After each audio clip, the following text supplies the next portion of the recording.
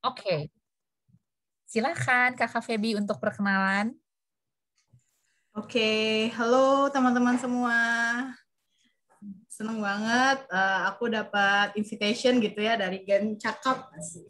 Aku nih temen lamanya Kak Uga, sama-sama Lama banget. berjuang, sama-sama berjuang di konsultan dengan konsultan Pak Renal. Jadi aku sama Kak Uga banyak banget belajar dan senang banget diberikan kesempatan bisa sharing sama teman-teman.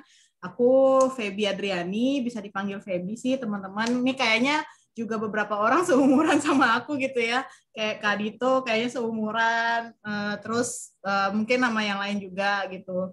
Terus aku sekarang sudah memulai karir yang baru. Aku awal tahun kemarin join dengan Ruang Guru. Aku di partnya Skill Academy. Mungkin teman-teman sudah sangat familiar ya dengan Skill Academy. Mungkin juga ada yang ikutan kartu prakerja. Nah, tenannya itu ada di Skill Academy. Terus apa lagi ya? Oh ya, satu lagi. Selain aku di Skill Academy, aku juga jadi freelance di divisi Impact-nya Ruang Guru gitu ya. Nah, makanya aku cukup familiar dengan Kak Dito gitu, karena kita sama-sama ngajar juga. Ngajar anak-anak fresh graduate untuk mempersiapkan karir mereka, gimana mempersiapkan diri juga masuk ke dunia kerja. Jadi kesibukanku antara dua itu sih, jadi freelance sama juga full time di Skill Academy. Karena pandemi, aku belum bisa berkantor, ngerasain bener-bener gimana sih vibes-nya kerja di startup. Ketemu Belva Imannya juga nggak pernah ketemu, dan ketemu masuk kantor juga belum pernah, karena memang 90% karyawan Ruang Guru itu WFH semua, dan saat ini aku masih ada di kampung halaman. Ini aku masih di Padang. Sampai udah berapa ya? Udah 7 bulan kayaknya aku di Padang. Gitu aja sih perkenalan dari aku, Kak Uga. Siap, teman-teman. Eh, boleh dong kenalan juga, kan kita udah minta, kita nodong Kak Feby kenalan. Yang lain boleh kenalan nanti sama satu orang yang wajib kenalan. Boleh yang internal dulu deh, biar kenalan sama Kak Feby. Mangga, silakan. Nama sama intern apa dan mungkin kotanya di mana ya. Silakan.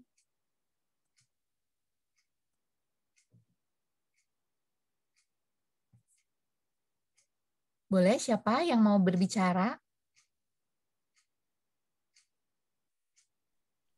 Boleh aku, Kak? Boleh, silakan. Ya. Bismillah. Assalamualaikum warahmatullahi wabarakatuh. Sebelumnya, halo semuanya dan halo Kak Feby yang jadi pembicara pada hari ini terkait content development ya Kak, dan learning, pokoknya tentang learning. Kenalin, aku Tiffany Anissa Putri dari tim Learning and Content Development di Gencakap. Salam kenal Kak Feby. Hai Tiffany, salam kenal juga. Iya Kak. Sekarang ada di kota mana Tiffany? Aku di Bogor. Oh di Bogor, ya. Nggak bisa naik KRL lagi ya? Ke Jakarta ya? Iya. Betul Kak. Oke, thank you. Lanjut.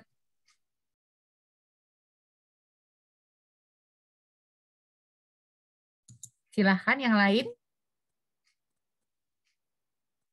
Kak Dito kok nggak ada speakernya ya? Aku nggak lihat ada speakernya.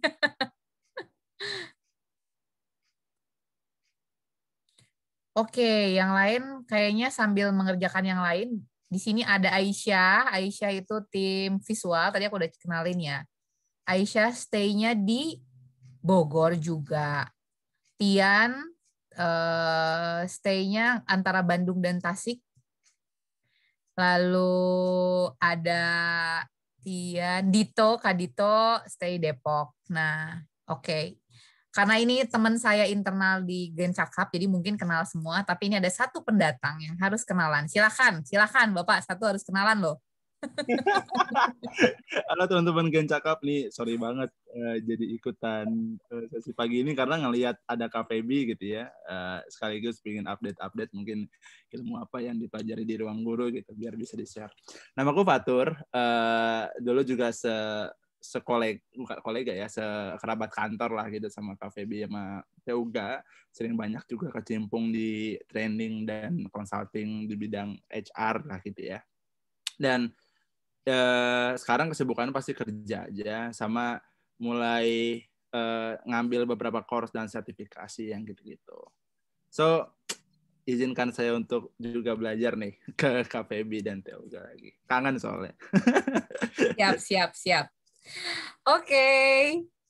Saya senang, pokoknya saya tuh senang kalau ada yang senang sharing dan senang dengerin yang sharing. Jadi we gonna run this program ya with Kak Feby. Your stage. Silahkan. Oke, thank you Kak Uga, thank you Tiffany sama Fatur. Aku agak speechless lihat ini backgroundnya Fatur karena itu my ex aku ya. Oke. Baik, aku izin share screen ya Kak Uga. Oh, aku belum dikasih akses share screen Kak Uga. Silakan, sudah aku tadi spotlight dirimu dulu. Silakan. Oh, oke, sip. Wait. Oke, teman-teman, ini lebih ke sharing pengalaman aku. Ini feel free banget nanti kalau misalnya kita mau diskusi apapun, misalnya di kantor, tadi kemarin ada dapat beberapa request gitu ya. Saya di kantor aku lagi ada kegiatan ini, pengen bikin ini nih Kak, gimana mulainya. Nah, mungkin nanti bisa kita diskusi bareng-bareng. Aku share screen. Wait. Udah kelihatan ya, teman-teman? Udah kelihatan kah? Sudah, aman. Oke, sip. Thank you. Nah, teman-teman semua, seperti yang Kak Uga share tadi, hari ini aku dapat amanah. Aku dapat amanah dari Kak Uga itu buat sharing terkait dengan learning design one-on-one gitu ya. Ini mungkin akan relatable banget dengan materi yang diberikan sama Kak Uga sebelumnya, karena memang materi aku ini lebih teknikal dan lebih elaborasi dari ibaratnya besaran-besaran teori yang udah teman-teman dapatkan dari materinya Kak Uga. Nah, sekali lagi aku perkenalkan diri, aku Feby, bisa dipanggil Kak Feby atau Feby juga nggak apa-apa. Background aku itu kalau formal education-nya aku lulusan UNP itu di Padang, jurusan psikologi. Terus juga non formal education aku memperdalam terkait dengan asesmen juga karena memang waktu itu ada tuntutan khusus di pekerjaan aku, jadi aku ingin belajar banget untuk terkait dengan dunia asesmen. Aku ngambil sertifikasinya di PPM Management. Terus juga professional background aku memulai karir itu sangat melenceng dari dunia sekarang. Dulu aku memulai karirku di dunia retail. Aku sebagai MT-nya McDonald's Indonesia, waktu itu penempatannya di daerah Jakarta gitu. 2 tahun aku dijadiin MT McDonald's. Terus habis itu aku benar-benar shifting karir nih. Dari yang awalnya jurusan psikologi masuk retail yang nggak tahu apa-apa, terus tiba-tiba aku juga masuk sesuatu tempat yang aku juga nggak tahu apa-apa gitu. Yaitu aku banyak belajar banget di Rumah Perubahan dengan Profesor Renal Kasali dan juga ada teman-temanku 2 orang yang udah join gitu ya. Satu Fatur, satu lagi Teuga yang ngundang aku. Nah di sini aku juga belajar banyak hal, terus juga mengeksplorasi dunia baru gitu. Nah, di Rumah Perubahan, job aku ada 2, yaitu terkait dengan assessment, makanya aku ngambil assessment certification tadi. Terus juga yang kedua, aku juga bantu tim training dan tim consulting untuk mendefine training apa yang fit dengan klien kita. Nah, terakhir aku di Rumah Perubahan juga diberikan kesempatan untuk running sebuah hal yang baru gitu ya. Itu hal yang sangat berbeda yang muncul ketika pandemi ada, yang mana itu lebih berkiblat kepada online learning-nya dari Rumah Perubahan. Itu adalah Mahir Academy. Di Mahir Academy aku lebih khusus mengurusi bagaimana sih proses konten itu di-develop, lebih kepada mengeksekusinya. Kalau di Rumah Perubahan aku ngedefine si kontennya. Kalau di My Hero Academy aku yang mengeksekusinya ke hal yang detail dan teknis yang untuk running programnya. Itu aku jabatannya terakhir delivery manager. Nah, aku di Rumah Perubahan dan di My Hero Academy itu kurang lebih 4 tahun, dan akhir tahun kemarin aku memutuskan untuk bershifting karir lagi, masuk ke dunia startup. Aku di Ruang Guru sebagai senior curriculum design, khususnya ini aku di Skill Academy. Jadi di Skill Academy aku baru join dari Februari, kurang lebih udah 6 bulan kali ya aku di Ruang Guru. Nah, nanti aku akan mau share juga pengalaman aku dari 4 pekerjaan aku ini gitu ya, sampai ke Ruang Guru. Tentunya banyak banget nih hal-hal yang aku pelajari, hal-hal yang aku merasa kayak, oh gini ya, oh ini perbedaan yang aku alami dulu sampai sekarang gitu. Nah, hari ini seperti yang sudah di-share Teh Uga, ada beberapa bahasan gitu ya. Kalau aku nge-define lagi bahasannya lebih ke my experience aku. Yang pertama mau share dulu nih gimana sih pengalaman aku atau apa yang aku rasakan shifting gitu ya, shifting dari dunia konsultan ke startup gitu. Dan yang mana aku menyebutnya itu B2B versus B2C. Terus juga nanti kita akan bahas gimana sih experience aku yang kedua itu terkait dengan learning design. Karena memang tujuan kita hari ini adalah lebih mengetahui learning design, terus juga gimana sih bentuk learning design dari startup kayak startup yang aku geluti sekarang. Gitu. Terus yang ketiga yaitu lebih ke tips and trick, gimana sih upskilling tipsnya, terus juga lebih ke Q&A. Ini poin-poin bahasannya.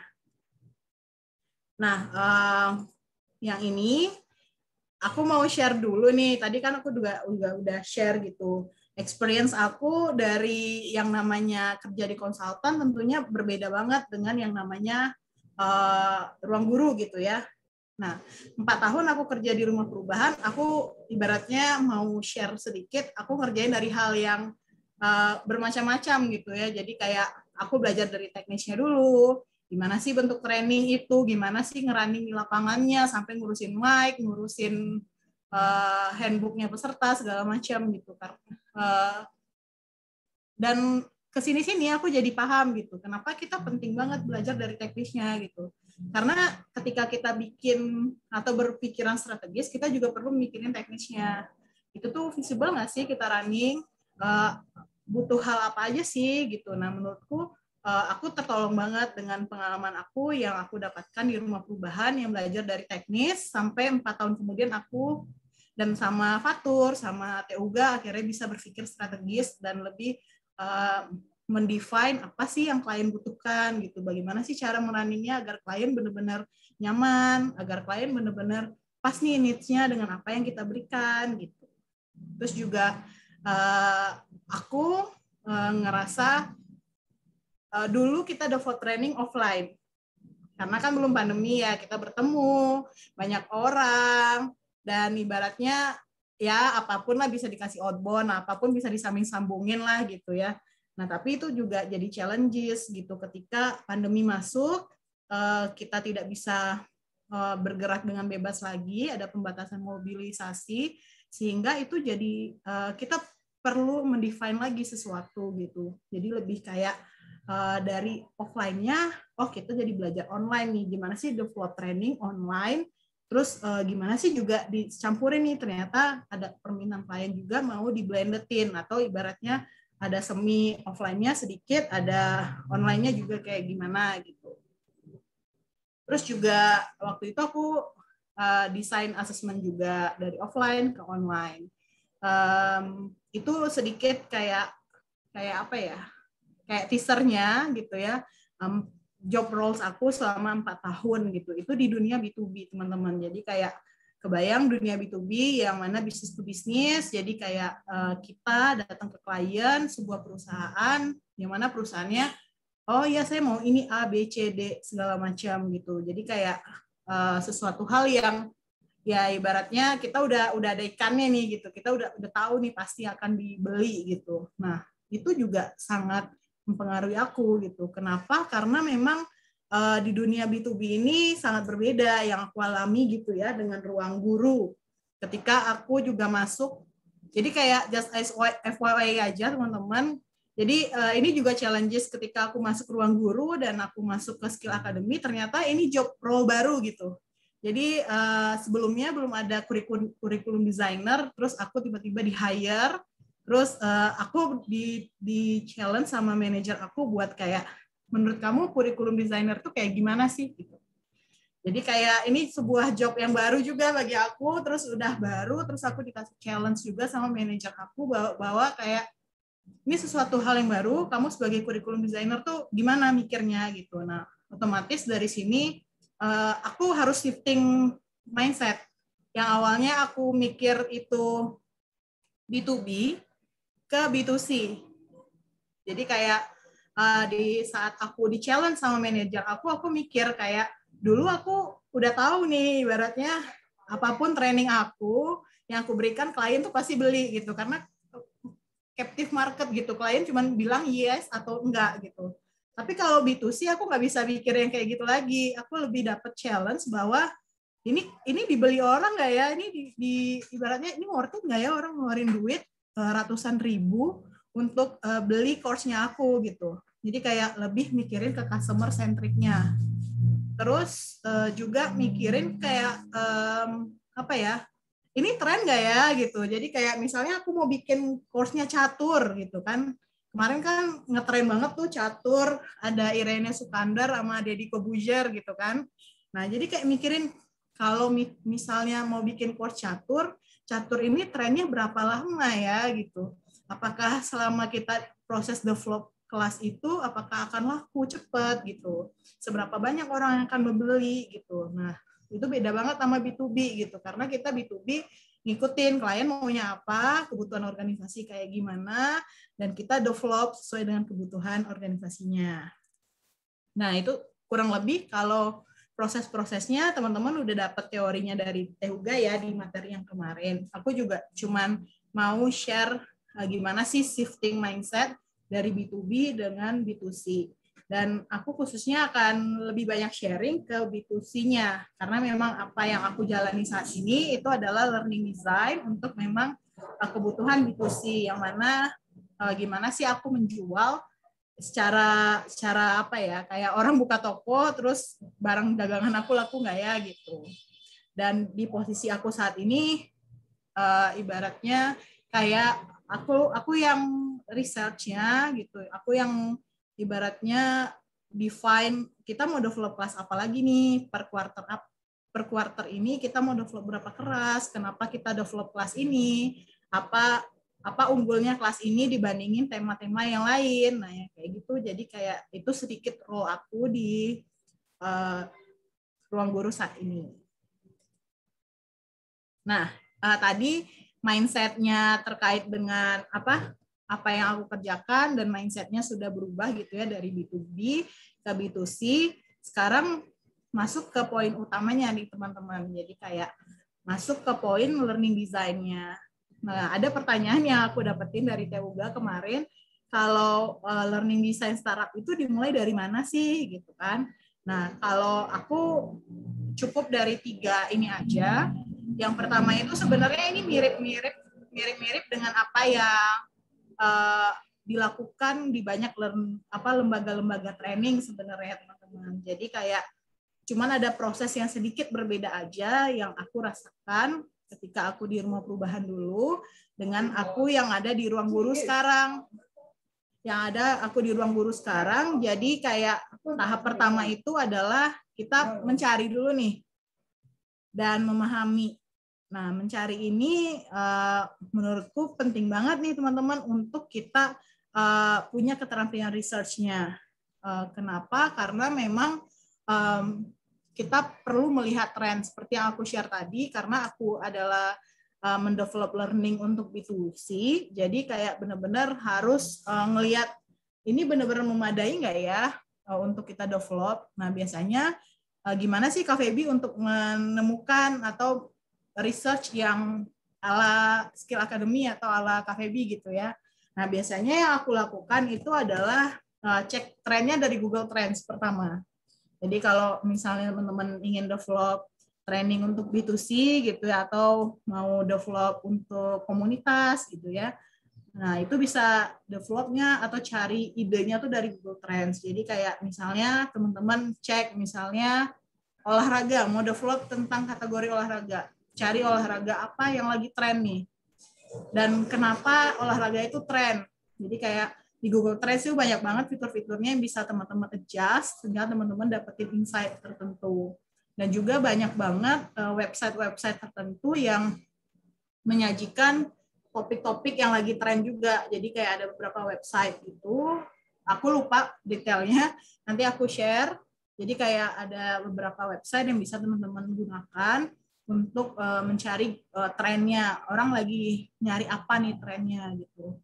Atau juga jadi kayak aku juga merasa kayak, oh iya ya, gue juga harus ikutin TikTok nih sekarang, padahal aku nggak suka TikTok gitu kan. Terus, aku juga harus ikutan, dulu aku nggak suka banget sama Twitter, jadi sekarang aku aktif lagi di Twitter gitu. Kenapa? Karena aku butuh research nih gitu. Jadi kayak sekarang orang lagi heboh apa, vibes apa, terus juga di TikTok tuh anak-anak muda yang potensial untuk beli trainingnya aku itu lagi hits apa, ngeposting apa gitu.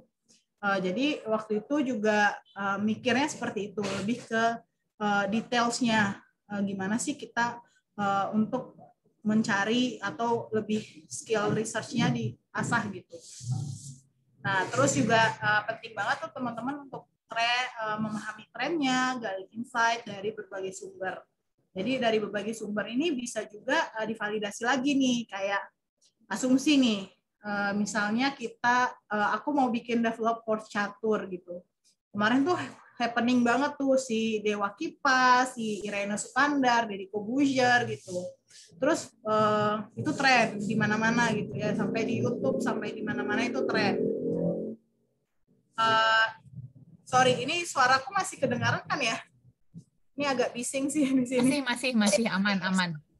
Oh, oke. Terus setelah tahu nih trennya dari si YouTube, udah tahu trennya dari Twitter segala macam, sekarang perlu dipikirin lagi tuh kayak ini siapa targetnya. Ini insight yang kita dapatkan, kita punya insight dari course-nya si catur. Tapi lebih gali lagi, apakah ini benar-benar laku? Apakah ini ibaratnya benar-benar ada orang yang mau beli, atau jangan-jangan yang dibutuhkan cuman kayak advertising aja gitu. Kayak maksudku tuh kayak kalau teman-teman lihat kan di ruang guru atau skill academy itu banyak banget gunain Google Ads, gunain Facebook Ads. Jangan-jangan untuk menarik orang biar ngeklik kita itu cuman butuh kayak gimmick-gimmick catur aja. Kita nggak perlu develop course caturnya, tapi kita bisa relatable kan dengan course yang lain. Misalnya kalau untuk catur kita kan butuh critical thinking sama creative thinking misalnya. Nah, kita udah punya nih course creative thinking sama analytical thinking gitu. Oh, kita bisa bikin ads aja terkait catur di Google Ads kita, di IG Ads kita gitu. Nanti kita arahkan ke course kita. Jadi sampai sedetail itu juga untuk memahaminya teman-teman. Jadi itu proses pencarian dan pemahaman lebih detail. Terus tadi juga memvalidasi pemahaman, ini bisa kemarin juga udah di-share sama Teuga, kayak kita bisa lakukan interview, observasi langsung, kayak yang aku lakukan tadi kan kayak kita udah observasi juga nih lewat media sosial, lewat TikTok atau lewat Twitter. Kalau interview juga kita bisa interview beberapa ibaratnya customer potensial kita secara random sampling gitu agar benar-benar memvalidasi.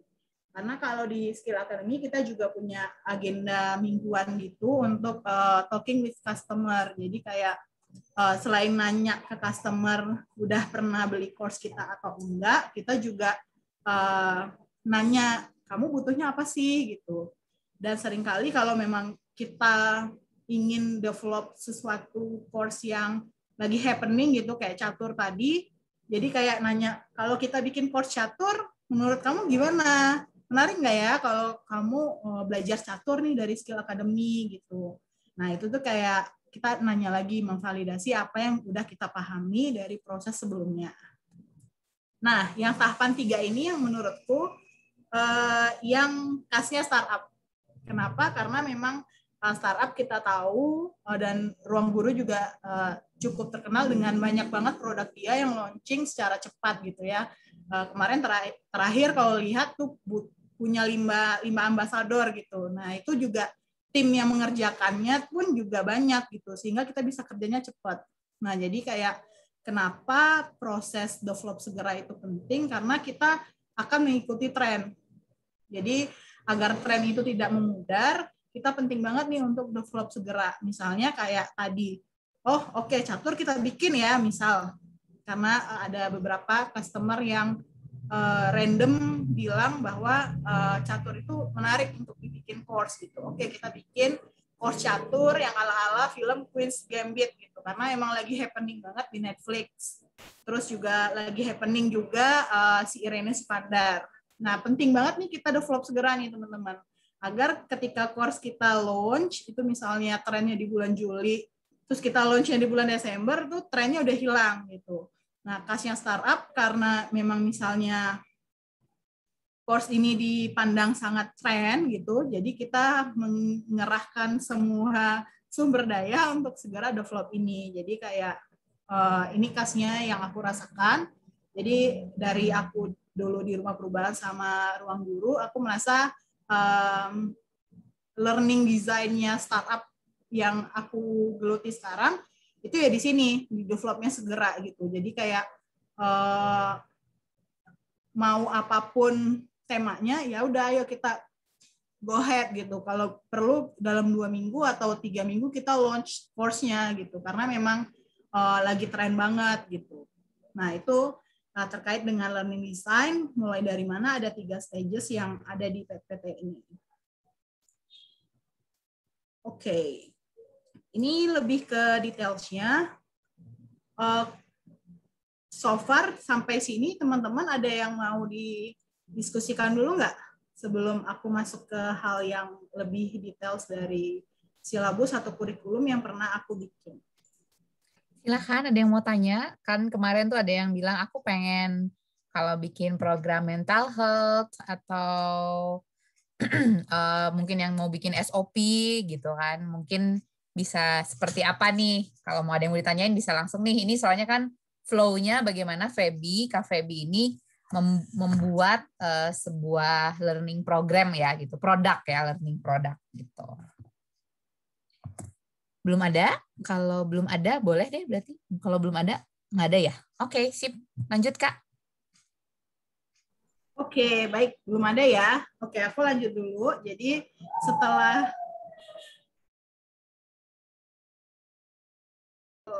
setelah tahapan ini, ibaratnya tahapan aku ya. Tahapan aku ada di part ini, teman-teman. 2 part ini.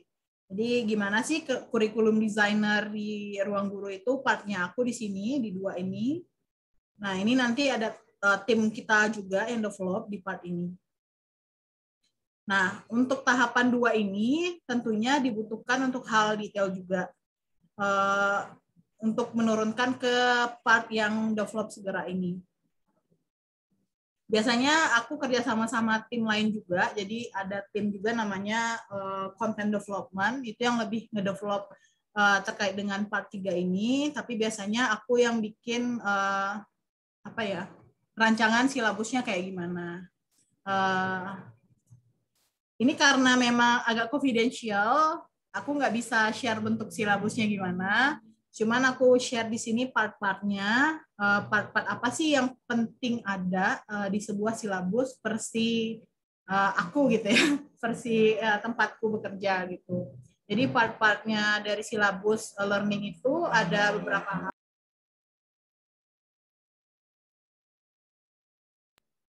Ya, yang pertama itu learning outcomes-nya, teman-teman. Jadi penting banget kita define learning outcomes-nya itu dengan details.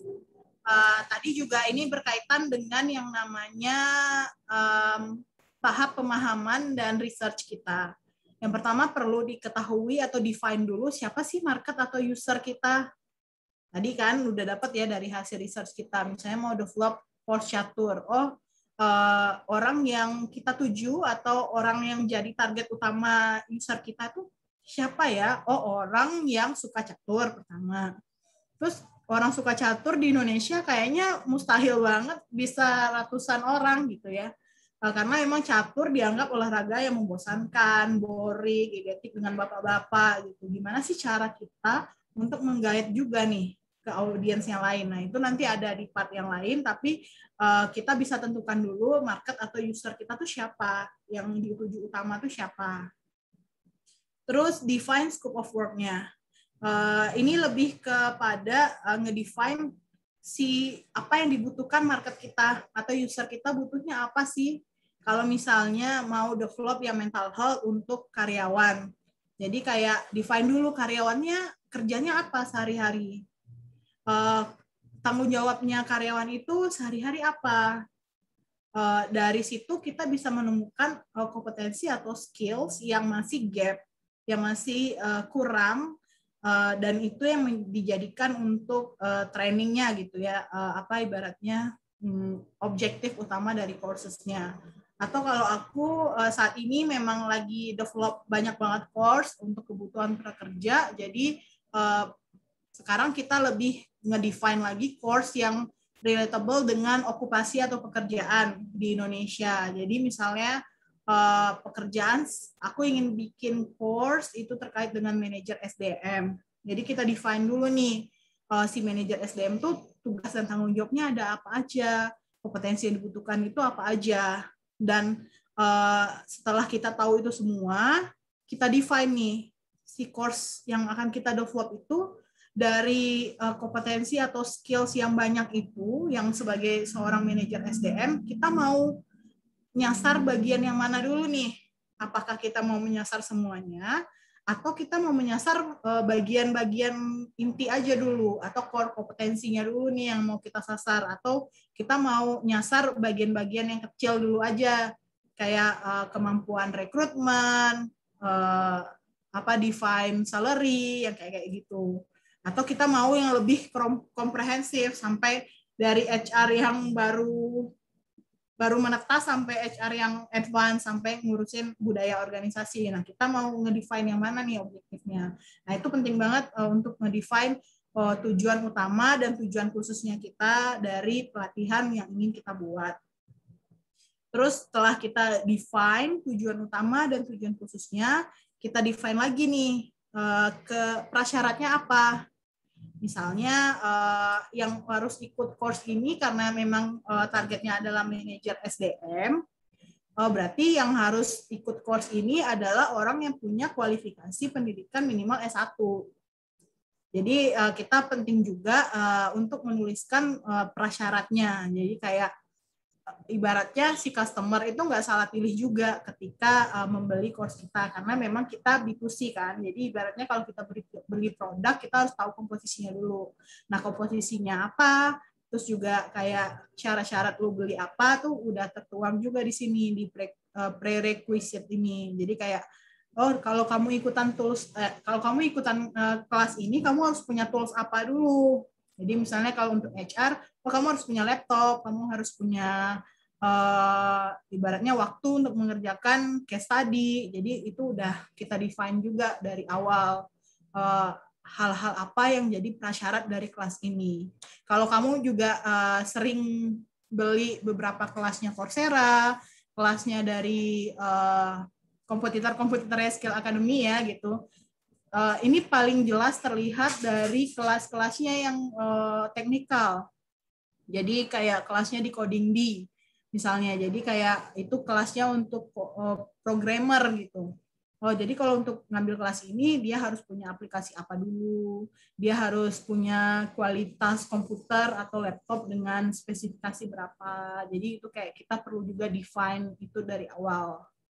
Terus yang lain-lain itu bisa banyak banget, itu lebih ke perintilan lain-lain teman-teman. Jadi kayak waktunya berapa lama nih, kalau misalnya kita ngadain desain training offline, berapa lama waktunya, Terus waktu ini juga kita sesuaikan dengan objektif yang udah di-define tadi di stages 3. Terus juga kita define lagi tempat atau platformnya seperti apa nih. Jadi kayak kalau tempatnya pelatihan offline, berarti kita juga tahu tempatnya di mana. Kalau misalnya online, mau bikinnya via Zoom, Google Meet, atau bikin LMS benar-benar advance kayak Skill Academy, kayak sekolahmu, kayak gitu. Terus juga teman-teman juga perlu define lagi, misalnya kalau tempat offline, misalnya venue-nya tuh butuh kayak gimana. Butuh laptop nggak, butuh ruangan gede nggak, kayak gitu. Jadi itu kayak itu ada part di learning outcomes-nya. Nah, ini yang details-nya lagi.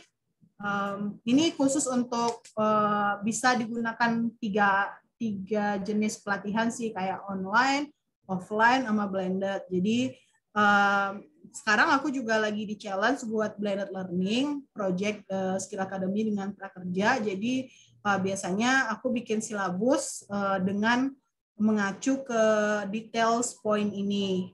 Nah, poinnya ada 6 yang paling utama gitu ya. Yang pertama topik. Jadi kayak kita udah tahu nih mau training apa, kebutuhannya apa, objektifnya apa, terus topiknya apa nih? Turunan topiknya apa gitu. Ibaratnya kayak mau belajar manajer, bikin courses terkait dengan manajer SDM. Terus tadi tujuan umumnya kita mau menyasar agar manajer SDM itu bisa menguasai yang namanya misal ya interview dan FGD misal. Terus dari itu kita perlu research lagi dong untuk terkait bagaimana sih cara orang bisa menguasai teknik interview dan FGD itu. Nah, itu nanti kita ketemu nih topik-topik besarannya. Misalnya yang pertama topiknya adalah terkait interview, topik kedua itu adalah FGD. Ibaratnya topik ini adalah induknya dulu nih. Setelah define topik, tentunya ada subtopik lagi. Kayak tadi kita cuma punya 2 topik, misalnya topik interview dan FGD. Sekarang subtopiknya kita turunin lagi nih dari topik yang gede-gede tadi. Misalnya interview. Dari interview kita apa aja sih agar orang paham terkait interview. Yang pertama itu tentunya ada pengertiannya. Jadi kayak ada jenis-jenis interview, terus juga ada gimana sih cara untuk tips and trick menjadi interviewer yang baik. Terus gimana sih kompetensi yang dibutuhkan untuk menjadi interviewer. Nah, kayak gitu-gitu yang bisa dijadikan subtopiknya. Jadi ibaratnya si tadi punya ibu, sekarang punya anak. Anaknya itu adalah subtopik. Terus dari subtopik nih teman-teman diturunin lagi nih objektifnya. Jadi kayak dari masing-masing subtopik yang kita punya tadi, kita tentukan dulu objektif masing-masingnya kayak gimana. Misalnya kayak tadi, kita topiknya adalah interview, terus subtopiknya adalah pengertian interview sama jenis-jenis interview. Nah, kita tentukan lagi objektif dari si subtopiknya. Jadi misalnya di subtopik 1 itu kan pengertian interview. Terus objektifnya adalah, berarti kita mengacu kepada taksonomi Bloom yang kemarin juga udah di-mention sama Teuga ya. Ada 6 stages dari taksonomi Bloom. Biasanya kalau untuk pembelajaran, kita ibaratnya kayak utamanya kita melihat ke bagian kognitifnya karena memang itu yang paling utama yang bisa kita ukur gitu ya, selain afektif dan psikomotor juga. Jadi kayak kemarin diingat pembelajarannya ada 6 level gitu ya. Yang pertama kita gimana orang mengingat, orang paham, orang bisa mengaplikasikan. Terus level 4 gimana orang bisa menganalisis, bagaimana orang bisa mengevaluasi, dan yang terakhir gimana sih orang bisa menciptakan hal yang baru. Nah, dari hal-hal yang kayak gitu kita bisa mendefine dulu objektif dari subtopik tadi. Jadi kayak misalnya subtopik kita pengertian interview. Berarti objektifnya gimana ya Kak Febi ya? Kita lihat lagi kalau objektifnya dari 6 level taksonomi Bloom, dari kognitifnya tadi ada 6 yang aku sebutin. Itu berarti kayaknya kalau pengertian orang cukup paham aja deh, atau orang cukup remembering aja deh. Berarti kita udah dapat nih objektifnya. Misalnya peserta training mampu untuk mengingat pengertian dari interview. Terus misalnya lagi peserta training mampu untuk mengenali berbagai jenis dari interview kerja. Nah, itu jadi kayak kita turunin lagi nih dari induk, anak ke cucunya lagi nih. Ibaratnya di objektifnya ini adalah cucunya. Kalau di aku menyasarnya lebih banyak ke kognitif dulu. Kenapa? Karena memang kognitif yang lebih mudah kita ukur. Jadi kayak objektif ini nanti akan membuat atau berpengaruh kepada 3 hal yang di bawah. Gimana nanti objektif ini kita ibaratnya indikator kesuksesan kita ada di sini nih sebenarnya. Jadi poin kritikal yang perlu banget diperhatikan itu adalah di objektif ini. Terus setelah kita tahu objektifnya, kita bisa berangkat ke detail kontennya. Jadi detail konten ini lebih kepada mengacu juga ke subtopik. Jadi kayak semacam chunking aja dulu kalau aku biasa bikinnya. Jadi kayak subtopik itu pengertiannya apa? Kayak tadi kan interview, topiknya interview, subtopiknya adalah pengertian dari interview. Terus detail kontennya adalah ya bikin chunking aja dari riset kita di internet atau dari buku. Interview adalah proses lalala. Jadi kayak didetailin ke sini dulu aja. Kenapa ini penting? Karena memang kita online courses, jadi kayak silabus itu kayak acuan utamanya, tapi kita nggak bisa memberikan details juga di dalam silabus. Karena memang kalau diberikan detail banget tuh akan orang ngelihatnya tuh nggak concise dan pusing gitu pasti melihatnya. Jadi kalau online courses biasanya detail kontennya cukup chunking aja. Karena memang nanti detailsnya kita turunkan ke script. Jadi kayak ada script khusus yang define terkait dengan detail konten. Nah, tahapan krusialnya itu ada di 2 ini. Karena 2 ini adalah hal yang bisa ibaratnya utama untuk kita mengukur kesuksesan desain learning kita. Karena memang semuanya mengacu kepada objektif pada masing-masing subtopik yang telah kita bikin. Part berikutnya adalah type of content. Jadi kayak tipe konten yang akan kita develop untuk satu subtopik itu apa ya? Jadi kayak subtopik tadi adalah pengertian interview, tipe konten ini tuh kayak gimana? Mau disajikannya kayak gimana?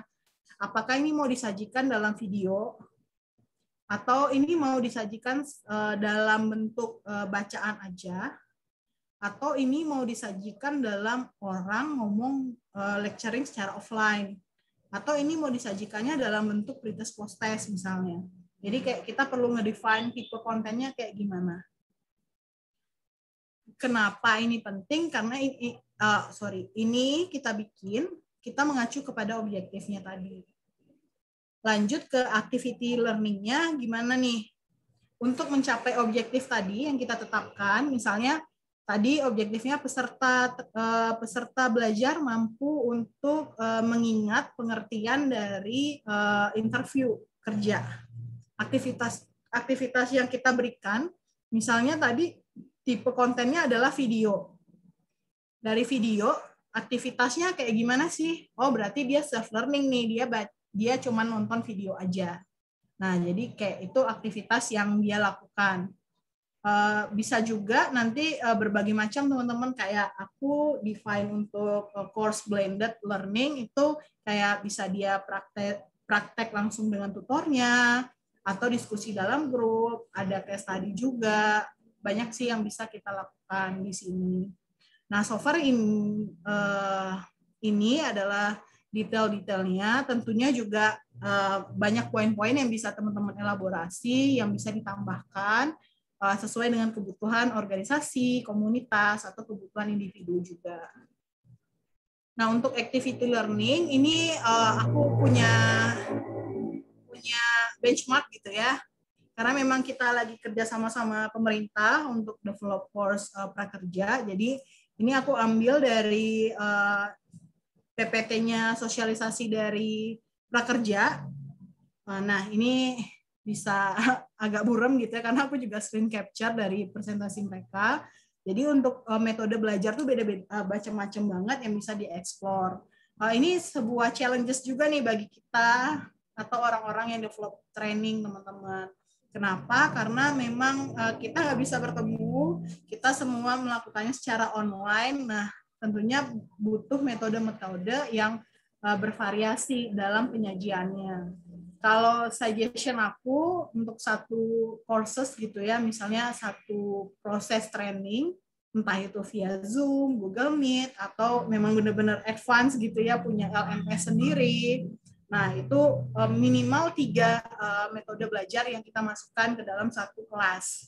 Kenapa? Karena memang monoton sekali kalau orang nonton courses 2 atau 3 jam, itu cuma ceramah gitu ya. Itu pasti monoton banget. Karena memang ada atensi tertentu, menit-menit atensi yang bisa dicapai peserta belajar. Kalau nggak salah aku kayak 10 atau 15 menit untuk orang dewasa, kalau untuk monoton gitu ya melihat. Berapa, Kak Uga? 18 menit. 18 menit, ya bayangin kalau orang semua ceramah gitu kan, jadi kayak pasti monoton banget. Makanya kayak minimal lah dalam pembelajaran kita ada 3 variasi metode belajar. Nah, metodenya beragam ya, bisa dilihat di layar. Terus ini juga ada nih variasi metode belajar lainnya yang bisa digunakan, mau di-adjust seperti kebutuhan teman-teman kayak gimana. Gitu. Nah, sampai sini agak teknis dan banyak perintilannya. Ada yang mau ditanyakan teman-teman atau mau diskusi gitu, lagi develop silabus training nih Kak untuk Gen Cakap misalnya. Apa yang bisa aku improve atau gimana ya bagusnya, contohnya gimana. Nah, bisa banget nih kalau mau kita diskusi dulu di bagian ini. Silakan teman-teman, ada yang mau bertanya? Boleh, Kak. Silakan, Tifa. Iya, aku mau nanya. Tadi kan mungkin dari Kak Feby banyak ya Kak, tahapan-tahapannya kayak gitu. Dan salah satunya mungkin tadi tentang activity learning ya Kak, yang bisa misalkan self learning dan lain sebagainya. Yang mana kan Kakak sekarang kerjanya itu di bagian buat kurikulum dan silabus yang mana pembelajarannya online kayak gitu. Sebenarnya kalau cara gimana ya Kak? Kan kita nggak tahu nih, nggak bisa mantau yang peserta yang ikut training itu kan ya Kak. Kalau online tuh lebih sulit lah gitu. Maksudnya mantaunya itu nggak, kalau misalkan offline kan itu bisa di tempat langsung kayak gitu ya, ya cek lah gitu ya perkembangan si pesertanya ini dari awal sampai akhir gimana gitu. Kalau offline kan kita bisa tahu, bisa lihat. Nah, kalau misalkan online kendalanya adalah seperti itu ya Kak. Kadang misalkan ada orang mungkin yang ya udah ambil training tapi kayak nggak ikut sampai selesai gitu, atau nggak ikut, misalkan ada penugasannya nih ya di akhir gitu ya sebagai syarat dapat sertifikat misalkan, tapi ternyata enggak sampai akhir, tapi ya itu tadi di tengah-tengah berhenti atau gimana, entahlah itu alasannya seperti apa. Nah kan itu kendalanya. Kalau dari Kak Feby sendiri itu gimana gitu untuk memecahkan, maksudnya untuk solusinya untuk hal itu gitu. Itu sih terkait lebih ke itu ya mungkin ya Kak, permasalahannya seperti itu dan apa solusinya kayak gitu sesuai sama pengalaman Kak Feby. Mungkin itu dulu Kak. Oke, Tifa, thank you banget, pertanyaannya luar biasa ya. Oke. Nah, itu juga jadi challenge banget bagi kita gitu ya. Jadi tim ini akan masuk ke nanti aja. Jadi kayak karena memang kita perusahaannya investnya cukup banyak terkait bidang ini ya, bidang teknologi. Jadi kita punya Google Analytics juga sebenarnya. Jadi kayak itu juga rahasia dapur. Jadi kayak kalau usernya Skill Academy itu sebenarnya ada 2 ya sekarang. Jadi kayak non prakerja dan prakerja. Jadi kalau non prakerja itu rata-rata memang penyelesaiannya minim gitu, kayak Tiffan bilang tadi gitu. Jadi kayak orang ngerjain setengah jalan itu palingan 50% courses-nya atau 50% journey-nya baru dikerjain terus habis itu ditinggalin.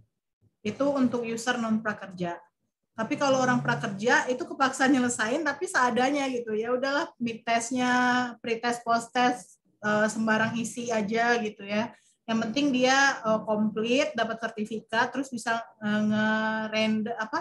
ngambil insentif dari pemerintahnya. Jadi kayak kita juga ngelihat Google Analytics itu, jadi kayak gimana sih cara kita menumbuhkan minat user yang udah beli gitu ya untuk menyelesaikan courses-nya.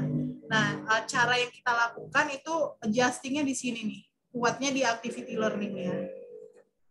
Jadi kayak yang tadi aku bilang, jadi kayak kita sedang bereksplorasi gimana sih caranya variasi metode pembelajaran ini banyak meskipun kita dilakukannya via LMS atau via aplikasi gitu ya. Nah, kalau dari ruang gurunya banget nih teman-teman, kalau Skill Academy juga sedang di-develop IP-nya ke sana. Jadi kalau di ruang gurunya banget, kalau teman-teman pernah adiknya atau siapa ya, adiknya ya kali ya yang beli aplikasi ruang belajar itu. Jadi kita punya kayak semacam sistem gitu teman-teman yang kayak ngingetin belajar. Kamu udah sampai sini nih, ayo dilanjutin gitu. Kalau untuk anak kecil tuh udah ada kayak upin-ipinnya ruang guru lah gitu. Aku lupa namanya siapa. Jadi kayak ada maskot-maskot tertentu yang ngingatin bahwa, yo kamu belum belajar nih, ayo belajar, nyelesain course-nya kamu gitu. Terus juga kayak penarik-penarik lainnya juga lewat kayak aktiviti-aktiviti lain, misalnya kayak bermain puzzle, atau juga kayak ada simulasi-simulasi yang dilakukan. Itu yang dilakukan oleh ibaratnya tetangga aku lah ya gitu ya. Nah kalau yang kita lakukan sendiri tuh kayak karena ini usernya rata-rata adalah dewasa, kita nggak mungkin juga nih ngajakin main puzzle, main bikin maskot kayak gitu-gitu kan. Jadi yang biasanya kita adjust itu di metode belajarnya. Jadi kalau misalnya kamu pernah beli courses di Skill Academy, ada bukan beberapa ya, dari awal tahun ini kita udah launch beberapa metode pembelajaran yang baru. Jadi kayak ada role play-nya, nggak hanya ceramah, ada role play-nya, ada simulasinya, ada ibaratnya diskusi kelompok juga, dan studi kasus juga. Itu kita adjust, kita berikan metode pembelajaran yang berbeda-beda agar user itu tertarik untuk menyelesaikan courses-nya. Jadi kayak next ini tuh gue belajar apa lagi ya, jadi kayak urgensinya bertumbuh gitu. Terus juga kita adjust lagi, kalau kamu nyelesain dalam jangka waktu tertentu, kamu bisa free bimbingan loh gitu. Jadi kayak ada reward juga gitu. Biasanya kalau yang reward kayak gitu kita berikan untuk user-user yang beli courses-nya terkait dengan interview kerja, CV, bikin motivation letter, TOEFL, yang kayak gitu, yang lebih kayak career preparation, yang mereka merasa kayak after ini gue bisa dapetin bimbingan nih, jadi harus segera menyelesaikan course-nya biar bisa gabung di grup bimbingan kita gitu. Jadi karena kita juga punya after courses tuh kita mau ngapain juga sedang sudah di-develop untuk career mentoringnya, tapi untuk yang lain dengan tema-tema lain, misalnya tema-tema kayak skill-skill penunjang kehidupan, mendefine kayak misalnya skills mengelola keuangan, atau skills apalagi ya, ada budidaya ikan lele, ikan cupang, kayak gitu kita lagi develop gimana sih cara membangun urgensinya agar orang tuh benar-benar segera menyelesaikannya. Tapi so far yang kita lakukan di Skill Academy yang kayak gitu sih, adjusting metode pembelajarannya gimana, terus juga memberikan iming-iming bimbingan dan karir mentoring kayak gitu-gitu. Semoga menjawab, Tifa. Ya Kak, makasih Kak Feby atas jawabannya. Thank you, sama-sama. Yang lain ada yang mau bertanya? Kalau belum, boleh lanjut. Oke, sip. Aku lanjut ya. Setelah kita develop, jadi ini tahapan development-nya dari silabusnya, tentunya nanti akan masuk ke detail perintilan yang lain lah ya gitu, gimana kita syutingnya, gimana kita animasikan segala macam sampai course-nya bisa teman-teman nikmati gitu ya di websitenya Skill Academy dan teman-teman beli gitu ya. Nah, setelah orang merasakan itu semua, penting banget itu adalah tahapan customer feedback. Jadi kita tahu bahwa apa yang kita bikin itu tentunya tidak sempurna. Apalagi yang aku lakukan, yang aku researchkan tentunya belum tentu juga asumsi di awal aku ketika aku udah challenge beberapa kali asumsiku, tapi ketika launch, ketika udah benar-benar nyampe ke customer, tentunya customer itu merasa kayak saya kan mau belajar ini gitu, tapi kok nggak nyampe gitu. Nah, penting banget yang namanya kita untuk tahu nih customer feedback-nya kayak gimana. Customer feedback di sini kalau bisa dicek di website Skill Academy, bisa kita dapetin langsung dari webnya. Jadi customer bisa insert apapun feedback-nya terhadap kita. Terus juga soon to be kita akan bikin kayak group discussion kayak gitu juga. Jadi kayak after itu mereka bisa diskusi satu sama lain. Nah itu juga lagi dikembangkan fiturnya. Dan yang paling penting kalau di website tuh kadang-kadang kan masih banyak fake-fake-nya gitu ya. Antara ada yang suka atau yang nggak suka. Jadi kita perlu tahu dia nggak suka kenapa. Jadi kita setiap minggu rutin banget ngelakuin namanya learning calls. Kalau di Skill Academy kita bicara langsung sama customernya. Jadi kayak Learning calls. Jadi oke. Jadi kayak kita coba mengetahui nih si customernya kayak gimana. Bisa terhadap customer yang sudah beli course-nya kita atau customer yang kita anggap potensial. Jadi kayak kita lihat lagi dari database-nya kita, kok dia nggak jadi beli ya gitu ya. Kalau dia nggak jadi beli, kenapa ya gitu. Tapi padahal dia udah coba lihat-lihat gitu. Nah itu bisa kita ibaratnya hubungi dia untuk tahu nih dapetin insight beragam gitu. Kalau yang udah beli, kita nanya feedbacknya dia, gimana sih menurut kamu course ini, apa yang dirasakan, tercapai nggak? Macam-macam sih pertanyaan yang bisa dielaborasikan dari hal-hal ini sih sebenarnya. Jadi bisa kita elaborasikan terutama dari objektifnya. Kamu di bagian misalnya untuk part detailnya misalnya teman-teman bisa nanya lagi, misalnya kamu di bagian materi terkait dengan pengertian interview itu ngerasa benar-benar udah bisa memahami nggak ya pengertian dari interview itu? Menurut kamu kalau kedepannya improvement kita untuk menyajikan materi A, B, C, D itu kayak gimana ya gitu. Jadi kayak kita minta insight juga dari dia. Karena kita nggak bisa berasumsi sendiri nih, karena kita kan B2C tadi ya, terkait dengan customer-nya maunya kayak gimana. Terus juga kita bisa lihat dari Google Analytics. Jadi kayak ini advance-nya sih. Jadi kayak ini bisa lihat dari aplikasinya, kenapa orang ini di detik kesekian berhenti, yang kayak Tifa bilang tadi orang berhenti di tengah-tengah, kita bisa lihat lagi tuh di tengah-tengah itu ternyata materinya kayak gimana, materi apa yang ada di tengah-tengah itu, terus metode yang di tengah-tengah itu apa, apakah ini tepat atau enggak. Jadi kayak banyak banget hal yang bisa kita explore dari Google Analytics-nya, dari LMS-nya si Skill Academy itu. Nah, ini tips aja. Ini mungkin kayak tips dari aku pribadi untuk teman-teman yang mau develop learning design atau saat ini emang udah berkecimpung sebagai orang desain training gitu ya. Penting banget teman-teman untuk terus belajar nih. Kenapa? Karena memang setelah aku cemplung lagi ke dunia yang lebih spesifik gitu ya. Kalau kemarin di rumah perubahan aku belajar konsultan, aku belajar terkait dengan asesmen segala macam. Nah, sekarang aku udah lebih spesifik lagi ke digital learning. Nah, ternyata ketika mendalami learning design secara detail itu, teman-teman banyak banget hal yang perlu dipelajari, terutama terkait dengan bagian pedagogi dan andragoginya. Jadi kayak untuk udah dikini-kini nama Kauga ya.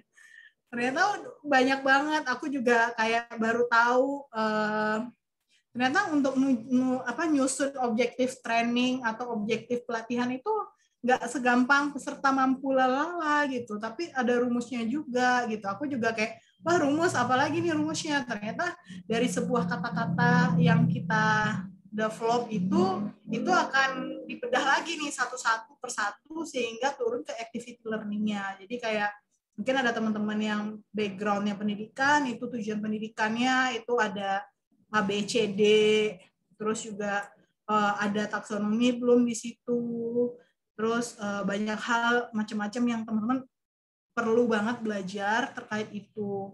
Kalau saran aku, kalau memang ingin mempelajari lebih dalam, lebih detail terkait dengan design learning, coba ibaratnya minjem buku anaknya PGSD gitu. Karena memang berapa kali aku baca buku anaknya PGSD, karena memang di situ sangat relatable ketika kita akan bikin silabus. Kalau memang misalnya di dunia pendidikan atau dunia anaknya PGSD itu mereka nyebutnya RPP, rancangan program pendidikan kalau nggak salah ya aku. Nah, RPP itu kurang lebih bisa kita develop gitu atau bisa kita adaptasikan untuk kebutuhan training kita gitu. Tinggal dikontekstualisasikan aja.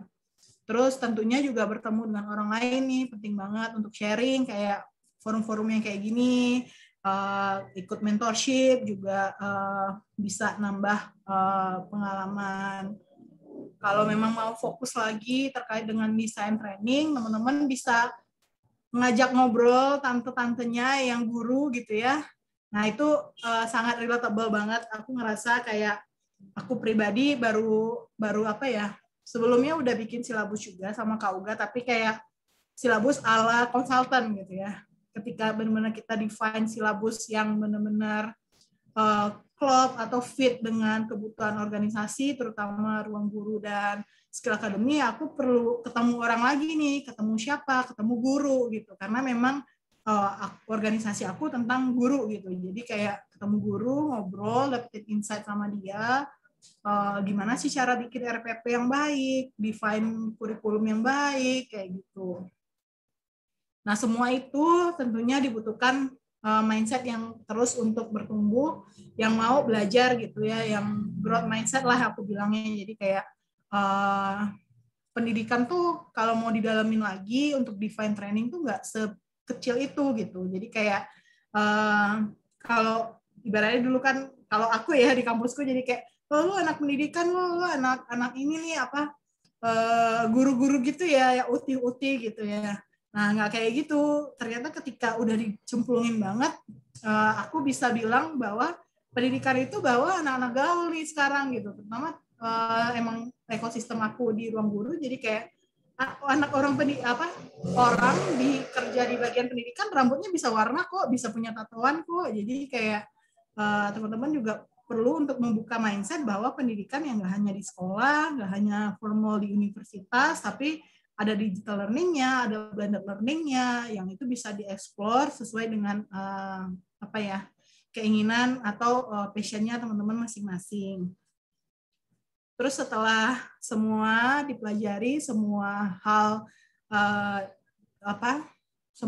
dipelajari dan bertemu orang lain juga, tentunya kita sudah mendefine sesuatu, kita perlu banget nih untuk dapetin feedback. Jadi kayak pesan dari aku bahwa kita perlu banget untuk dapetin feedback dari orang lain, dan orang yang kita minta feedback itu juga tahu gitu. Misalnya orang yang kredibel, kayak misalnya, oh aku tuh pengen banget dapetin feedback terkait dengan hasil rancangan aku terkait training organisasi. Oh kayaknya Teuga kredibel nih gitu, ya udah minta sama Teuga gitu. Karena dengan dapetin feedback dari orang-orang yang kredibel itu ibaratnya bisa memvalidasi apa yang kita pahami, memvalidasi lagi apa yang udah kita buat, dan kita tahu nih action plan-nya kayak gimana ke depannya.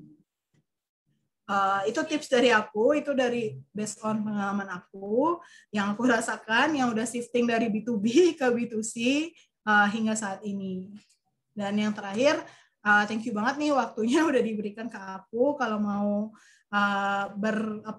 bersosial media, boleh banget sama aku, bisa join di Instagram sama LinkedIn juga. Boleh kalau mau yang sharing-sharing, mau nanya-nanya lagi lebih lanjut, silakan teman-teman. Silakan teman-teman, mungkin karena tadi agak telat mulainya, jadi mungkin minta waktu dulu ya buat nambah, biar bisa banyak tanya-tanya. Teman-teman boleh banget explore Kak Feby, pengalamannya, experience-nya, dan kira-kira what can we do for generasi cakap, or what we can collaborate with Ruang Guru, or SA ya, boleh. Silakan. Saya tahu di sini ada yang tertarik soal education juga, ada Tian. Yang lain juga tentu teman-teman LND ya. Aisyah juga boleh. Ai juga boleh dong. Silakan, ada yang mau nanya? Boleh open mic.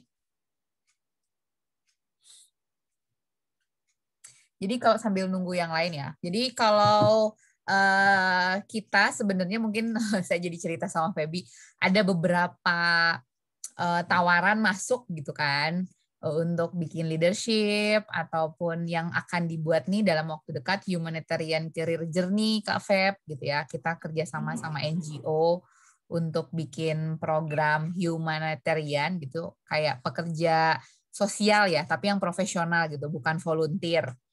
Itu kayak gimana sih career journey-nya. Ini lagi dibikin, udah bikin, udah present juga. Nah, sekarang sebenarnya lagi banyak beberapa kesempatan sebenarnya, cuma memang kapasitinya masih perlu di-improve nih buat teman-teman di sini. Jadi salah satunya sesi ini hopefully bisa bantu teman-teman untuk bisa lebih catch up skill-nya, experience lah gitu ya. Jadi nanti kalau ada calon project bisa dilakukan gitu. Silakan, ada yang mau bertanya? Tiffany atau Kadito? Atau Lana deh, Lana. Lana belum bersuara nih, Lana. Sudah adakah? Kak Fatur tadi udah close ya? Udah keluar ya? Sudah keluar, katanya ada panggilan. Wih, oke, baiklah. Silakan teman-teman, boleh banget.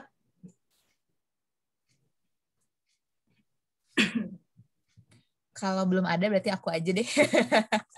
Wah, kalau Kak Uga bertanya nih berat kayaknya. Betul, aku teh beneran karena bener baru, maksudnya kalau yang dari segi apa yang sudah dilakukan, tadi aku catat kan siapa market, scope of work gitu ya, itu lumayan kebayang gitu ya kalau aku, tapi mungkin teman-teman juga harus jump in dulu biar lebih kebayang. Nah, mungkin yang perlu sedikit di explore itu soal ini apa scope of work sama objektif gitu ya. Bagaimana misalnya dari KVB ataupun pengalaman yang kemarin-kemarin itu menemukan scope of work dari target marketnya misalnya. Terus habis itu bikin objektifnya, apalagi bikin objektif utama sama objektif khusus lumayan agak bikin anak dan cucu tadi kan. Kayak gimana sih caranya gitu ya? Oke, baik. Untuk scope of work, nah ini define scope of work ini bisa didapatkan teman-teman. Jadi kayak lebih setelah kita tahu orang itu siapa yang mau kita tuju, nah itu kita perlu ibaratnya jadian gitu ya sama seseorang. Nah, jadiannya itu kita perlu mengenal dia kan lebih lanjut. Nah, untuk mengenal dia lebih lanjut, kita perlu apa sih gitu ya? Kalau saat ini kan kita stalking IG-nya, stalking Twitter-nya, stalking sama teman-temannya gitu ya. Nah, itu juga yang ibaratnya yang bisa kita lakukan ketika develop training, terutama yang aku lakukan gitu ya. Jadi misalnya kita udah tentukan nih, siapa sih target market kita ya gitu ya. Target market kita misalnya mau kayak tadi ya, misalnya contohnya adalah manajer HR atau orang yang berkecimpung di HR. Nah, kita harus tahu nih, HR itu sebenarnya kerjanya apa sih sebenarnya. Kita nggak bisa menduga-duga aja nih. Oh, misalnya HR itu kerjanya interview, HR itu kerjanya netapin gaji, HR itu kerjanya ngurusin pajak misalnya. Jadi itu asumsi kita. Tapi kita perlu tahu banget itu si HR itu sebenarnya kayak gimana. Nah, yang kayak gimananya itu yang perlu kita stalking kemana-mana gitu. Kalau misalnya teman-teman mau develop sesuatu gitu ya dengan pekerjaan yang saat ini ada gitu ya di Indonesia, mau tahu banget tuh scope of work-nya atau si peran tanggung jawab user kita saat ini tuh, nah itu teman-teman bisa cek ke KBJI sebenarnya. Aku stop share. Ya. Nah ini, nah bisa search aja di Google. Ini ada KBJI di sini. Nah ini ketahuan banget nih teman-teman. Misalnya kalau mau develop terkait dengan pekerjaan tertentu ya, kita mau tahu banget gimana sih scope of work-nya sebuah pekerjaan. Gimana sih orang itu tuh bisa tasnya ngapain aja. Nah, kalau memang misalnya lebih menyasar ke sebuah pekerjaan, nah teman-teman bisa mengacu ke file pemerintah yang ini. Galau lah ya, bentar ya. Jadi kayak KBJ ini adalah kompetensi bentar, aku agak lupa. Nih, klasifikasi baku jabatan Indonesia. Nah, di sini kayak pemerintah Indonesia tuh udah ibaratnya mengklasifikasikan jabatan di Indonesia tuh ada apa aja sih. Nah, ada apanya itu semua udah tertuang pada si file ini. Jadi kalau mau tahu standar yang digunakan, nah itu bisa masuk ke sini. Kalau untuk pekerjaan-pekerjaan yang baku ya. Mana ya? Nah, ini bisa cari di internet aja banyak. Nah, ini kayak macam-macam dari manajer TNI Polri sampai kayak petani kayak gitu-gitu ada. Jadi dari sini kita bisa tahu nih scope of work atau dia tuh kerjanya apa. Contohnya ya, aku scroll bawah ya. Nah, tadi manajer SDM ya.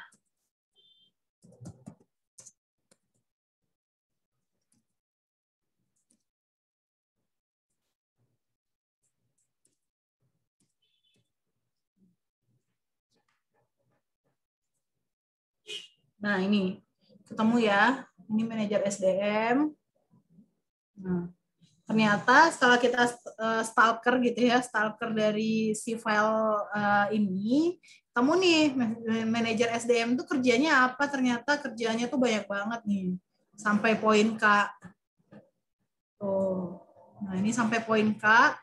Nah, dari sini nanti teman-teman bisa define lagi lebih detailnya. Jadi kayak sudah tahu tuh si manajer SDM ini peran dan tanggung jawabnya atau tugas-tugasnya apa ya. Nah, tugas-tugasnya kan udah ada nih dapat dari file pemerintah ini. Jadi ibaratnya kalau dapat dari sumber lain juga nggak apa-apa untuk melengkapi, tapi acuan utamanya bisa dari sini.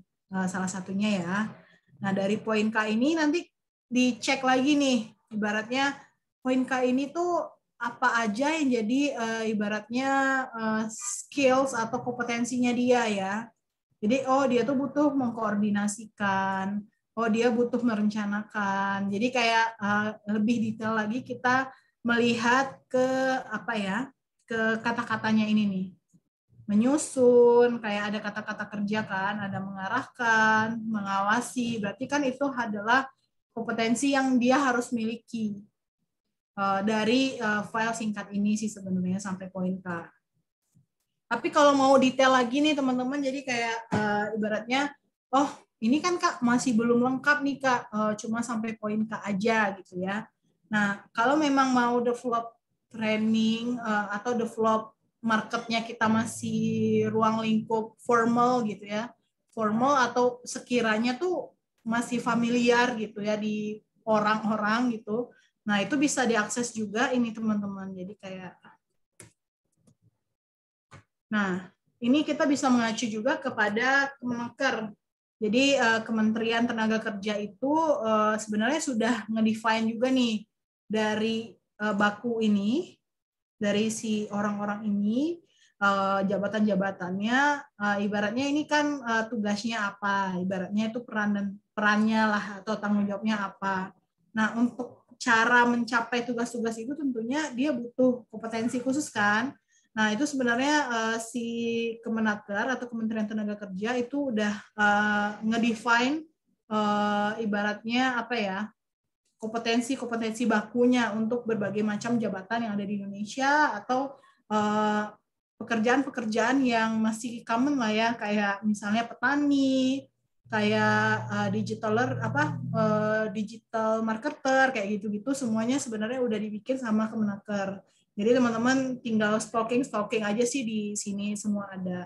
Jadi tinggal dicari-cari di sini. Namanya SKKNI, jadi Standar Kompetensi Kerja Nasional Indonesia. Jadi untuk orang bisa sukses mencapai atau melaksanakan tugas-tugasnya tadi yang sampai poin K tadi, nah itu ada standar kompetensi khusus nih yang harus dia kuasai lah gitu. Nah itu bisa di stalking di sini. Ini misalnya kita coba cari. Ini nemu ya, ada namanya manajer sumber daya manusia. Bisa di-download.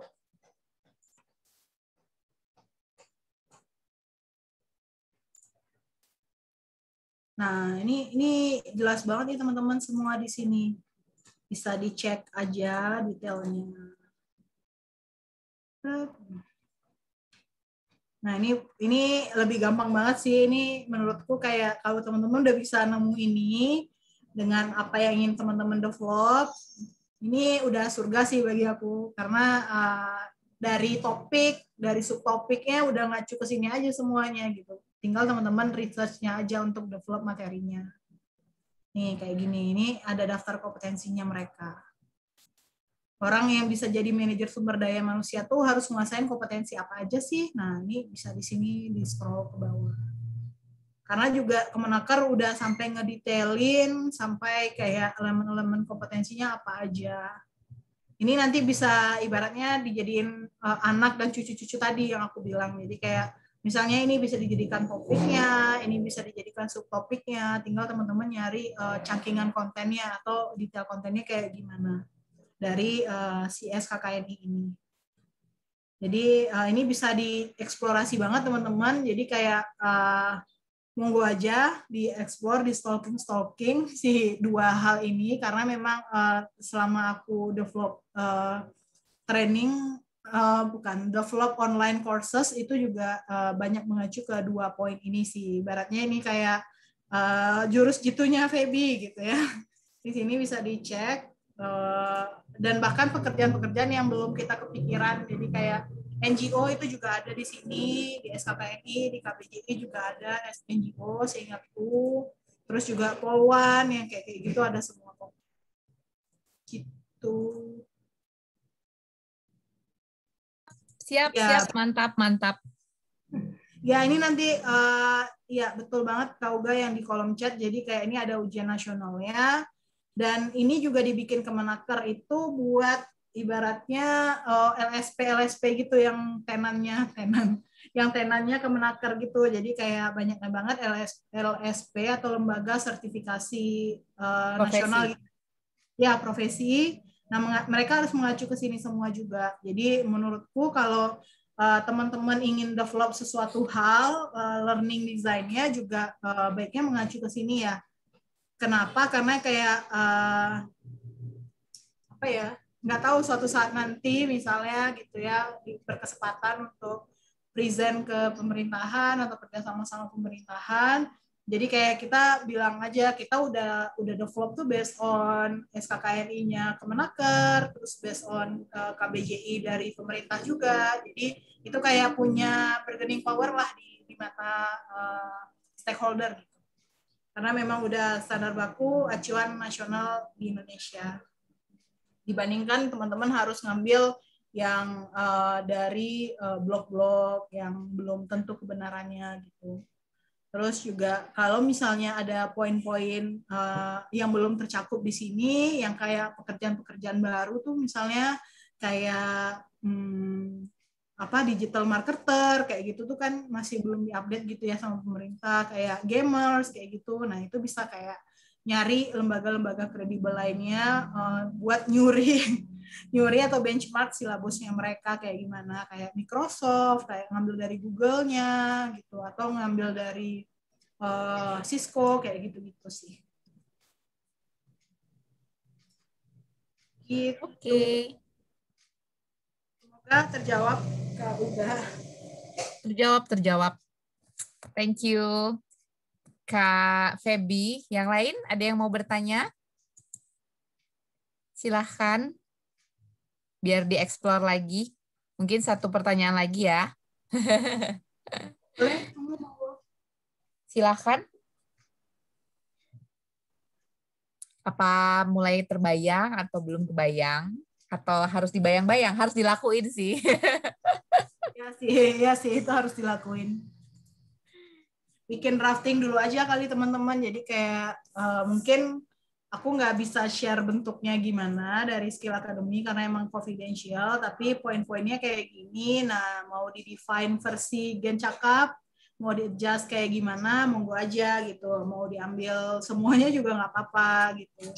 Jadi kalau dari aku biasanya enaknya bikin di Excel gitu ya, atau di spreadsheet gitu. Jadi kayak kita bisa ngebayangin flow dari detail silabusnya kayak gimana, terus juga ibaratnya dicoret-coret dulu aja lah gitu, dicoret-coret, terus habis coret-coret minta feedback gitu, misalnya feedbacknya minta ke Kak Uga atau feedback sesama teman juga nggak apa-apa gitu. Jadi lebih kebayang sih kalau mau bikin terkait dengan detail terkait dengan kurikulum desainnya. Siap. Itu penting banget sih. Oke, kalau udah nggak ada kayaknya ya. Apakah ada atau nggak ada? Kalau nggak ada, mungkin kita bisa sudahi sesi siang ini. Kalau nggak ada, ini kayaknya nggak ada sih. Oke, thank you Kak Feby untuk waktunya. Semoga insya Allah ini teman-teman akan mulai. Sebenarnya kemarin udah mulai, cuma memang karena proses pembelajarannya belum semuanya gitu. Harapannya juga nanti akan dapat feedback dari internal ataupun mungkin nanti minta waktu untuk dapat feedback nih dari Kak Feby. Loh, ada yang keluar. Nah, teman-teman, karena waktunya sudah selesai, kita boleh aku ajak foto bareng boleh nggak? Aku remove dulu deh spotlight sama stop recording.